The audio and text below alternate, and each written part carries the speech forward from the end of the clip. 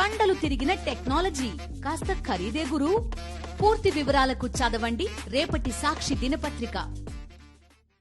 Right, update చూద్దాం. వరదలు వచ్చి 4 రోజులు గడుస్తున్నా విజయవాడ ఇంకా తేరుకోలేదు. ఇప్పటికీ అనేక కాలనీలు నీట మునిగే ఉన్నాయి. కొన్ని వేల ఇళ్లు నీళ్లలో నానుతున్నాయి. ఇప్పటికీ ఎంతో మందికి ప్రభుత్వ సాయం అందడం లేదు. ఆహారం, నీళ్లు, పాల కోసం ప్రజలు అరిగోసపడుతున్నారు. తమను ఆదుకునేవారు వస్తారా అంటూ ఇళ్ల పైకెక్కి ఎదురుచూస్తూనే ఉన్నారు. ఇటు నెమ్మదిగా సాగుతున్న సహాయక చర్యలపై ప్రజలు అసహనం వ్యక్తం చేస్తున్నారు.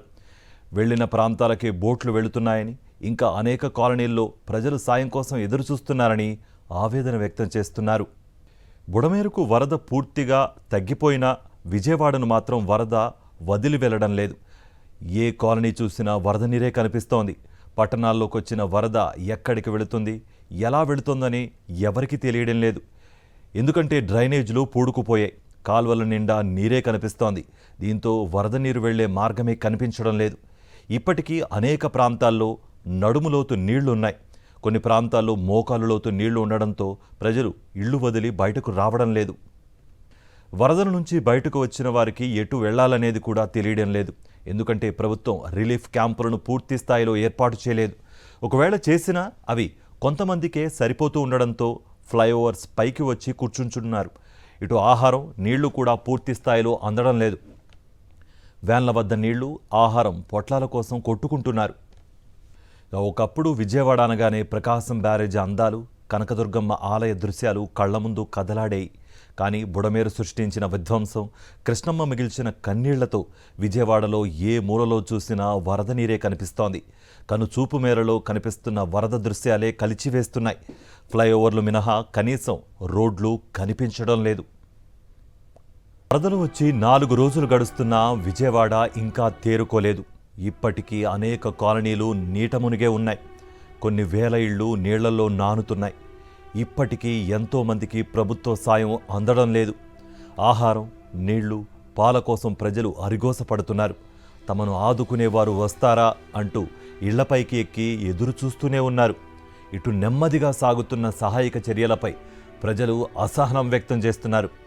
వెళ్లిన ప్రాంతాలకే బోట్లు వెళుతున్నాయని, ఇంకా అనేక కాలనీల్లో ప్రజలు సాయం కోసం ఆశగా ఎదురు చూస్తున్నారని ఆవేదన వ్యక్తం చేస్తున్నారు.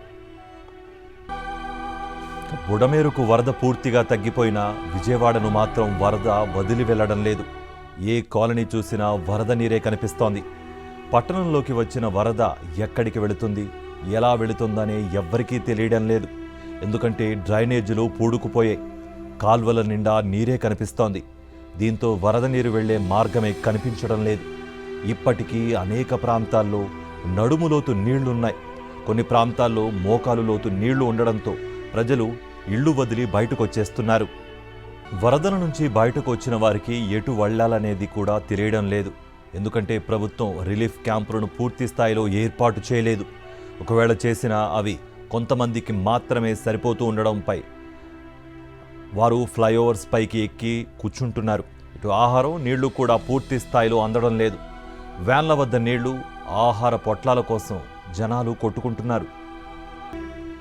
ఒకప్పుడు విజయవాడ అనగానే ప్రకాశం బ్యారేజీ అందాలు, కనకదుర్గమ్మ ఆలయ దృశ్యాలు కళ్ల ముందు కదలాడే. కానీ బుడమేరు సృష్టించిన విధ్వంసం, కృష్ణమ్మ మిగిల్చిన కన్నీళ్లతో విజయవాడలో ఏ మూలలో చూసినా వరద నీరే కనిపిస్తోంది. కనుచూపు మేరలో కనిపిస్తున్న వరద దృశ్యాలే కలిచివేస్తున్నాయి. ఫ్లైఓవర్లు మినహా కనీసం రోడ్లు కనిపించడం లేదు. 4 రోజులు గడుస్తున్నా విజయవాడ ఇంకా వరద విలయం నుంచి బయటపడటం లేదు. కనుచూపు మేరలో ఎక్కడ చూసినా వరద నీరే కనిపిస్తోంది.